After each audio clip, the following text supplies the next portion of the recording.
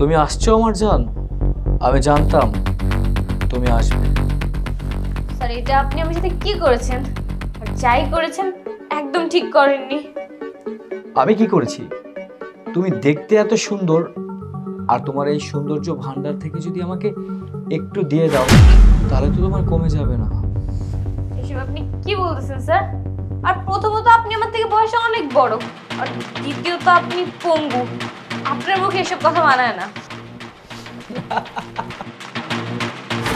কে বলেছে আমি পঙ্গু? আপনি পঙ্গু না?